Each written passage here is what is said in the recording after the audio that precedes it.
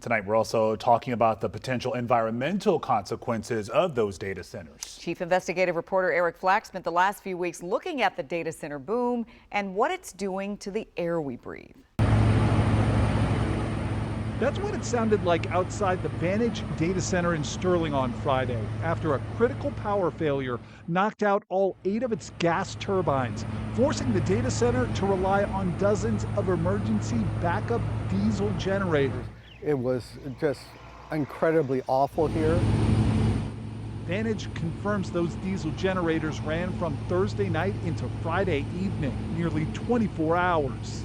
Neighbor Greg Pirio says neighbors measured noise levels above Loudoun County's nighttime limit. He says the fumes were even worse. I had to leave.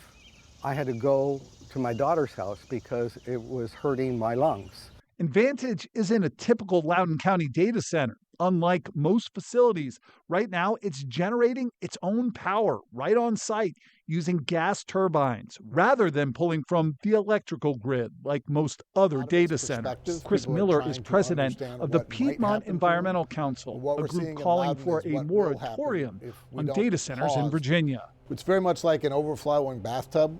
We have water pouring out of the bathtub. We should turn the taps off and think about how to solve the problem before we make the problem worse. A WUSA 9 analysis of state records found 189 of Virginia's 197 data center air permits are categorized as minor, which means no public notice required, even though each can allow up to 100 tons of a single pollutant a year from burning diesel or natural gas right on site.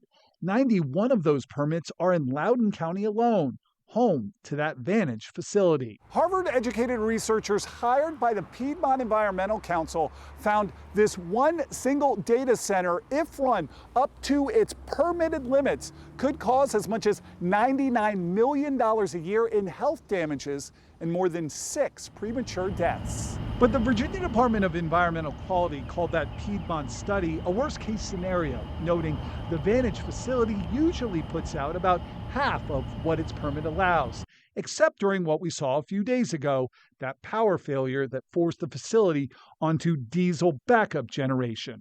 The state also told us it is now monitoring air quality across Data Center Alley and that average readings are within federal air pollution limits. Meanwhile, the data center industry points to a government study which also found data center generators typically only put out a fraction of what they're allowed. What's wrong with it is that we're actually pushing the grid to do exactly that, to basically get into the worst case scenario. And our analysis shows the boom is only increasing, with 2026 on track to be the biggest year on record for data center growth.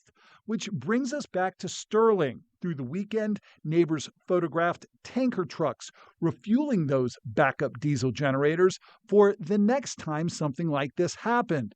The director of Virginia's Department of Environmental Quality telling fed-up neighbors in this email, quote, DEQ has no regulatory authority to stop these actions under current regulations. The fact that there's nothing that they can do to stop it says that the system isn't working to protect human beings.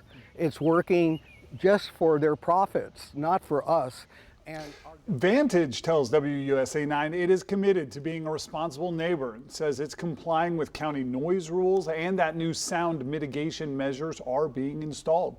Vantage also says its on-site power plant is temporary and the campus will transition to grid power once utility infrastructure is available. Guys, the infrastructure not being able to keep up with all these data centers, part of the problem right now in Northern Virginia. So what now?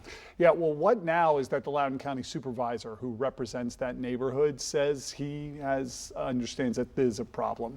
He says current county rules leave officials with really limited authority over what backup generators can do once they're operating. Tomorrow, he's going to ask the Board of Supervisors to explore new regulations for existing data centers, citing both last week's Vantage outage, the one we just showed you, and similar incident at another data center earlier this year. So the County Board of Supervisors is going to try and step in where the state has not been able to. Maybe the folks at Vantage should spend some time with these folks that are impacted by it to see what it's really like. I think the folks at Vantage would say they hear the concerns and are doing what they can. I think the people in that neighborhood would say they're not doing enough. All right. We know you'll keep following it for us, Flack. Thank you.